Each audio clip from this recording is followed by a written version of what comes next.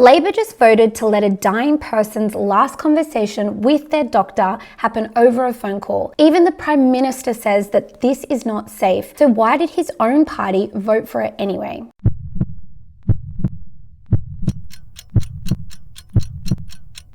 On Friday, delegates passed an amendment committing federal Labor to remove the Commonwealth ban on using telehealth for euthanasia consultations, in what the Conversations' Michelle Grattan reported was the only contested vote of the entire three-day conference. Attorney General Michelle Rowland then moved a second motion guaranteeing Labor MPs a conscience vote rather than a binding party position. Even the conscience of the Prime Minister is troubled on this issue, and he is not alone. The Attorney General herself told the conference floor she was personally not convinced that someone facing an end-of-life decision shouldn't get a proper face-to-face consultation. New South Wales MP Sally Quinnell went further, telling delegates these are literally life and death conversations that shouldn't happen over a screen. Even senior Labor figures aren't sold on this being a fix. The man who did move it is Victorian MP Ryan Batchelor.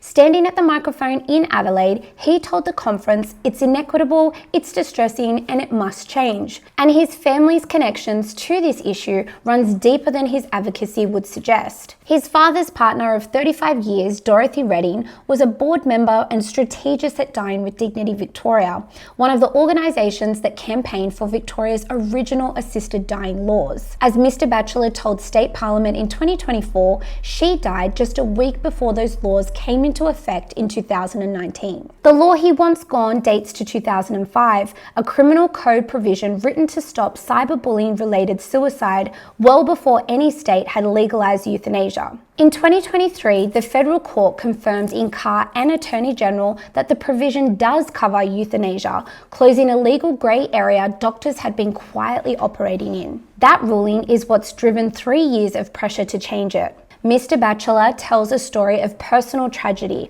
but that story fails to acknowledge the problems caused by its proposal. A federation like Australia with no laws preventing suicide by telehealth means we open ourselves up to the unthinkable. Call centres in Sydney or Melbourne dispensing euthanasia to Cooper Pedy, Birdsville and Oodnadatta. No visits, no personal contact and no real support. His central argument is that rural and remote patients are being locked out of euthanasia. The numbers don't support that. Victoria's own VAD review board reports regional and rural applicants made up 36% of all applicants last year, close to their actual share of the state's population. In South Australia, 88% of regional patients are already being supported by a doctor based in their own region, up from 81% the year before, with no telehealth change involved at all. Euthanasia is already reaching regional families roughly in line with where they live, without a single phone consultation. What isn't reaching them at the same rate is palliative care. Even inside the same debate that produced Victoria's 2025 reforms, MP raised concerns that palliative care funding has been falling behind while euthanasia access keeps expanding. The same Victorian board recorded 171 people last year who died before their euthanasia permit process was finished. That's not evidence the process needs to move faster, it's evidence of how many terminally ill Victorians are approaching the end of their life without adequate palliative support, which is where the real gap sits and where the funding and reform effort should be going. To be clear, this isn't a story about finding the right delivery method for something we think is fine. The problem isn't only how euthanasia is accessed, it's how far euthanasia keeps expanding once a law is on the books. In the same 2025 bill that removed Victoria's gag clause, the required years of specialist experience dropped from 5 years to 1.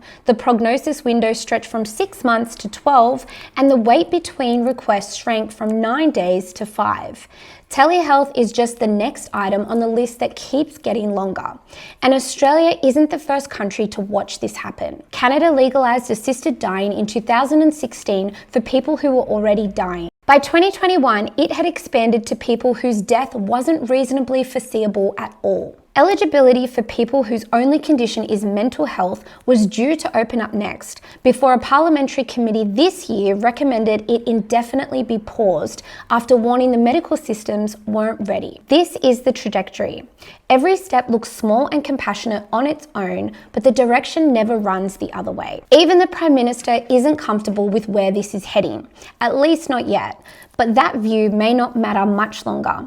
Green Senator Sarah Hanson-Young and Independent MP Kate Chaney have both said they'll force a parliamentary vote when Parliament resumes in August, regardless of what the Cabinet decides. This isn't settled and it is moving fast. If you think Australians deserve real investment in palliative care and genuine safeguards, not another barrier quietly removed at a party conference, follow this channel so you don't miss what happens in August. Tell us in the comments what you think Parliament should do. And if this matters to you, contact your local federal MP or senator directly and tell them where you stand before this comes to a vote.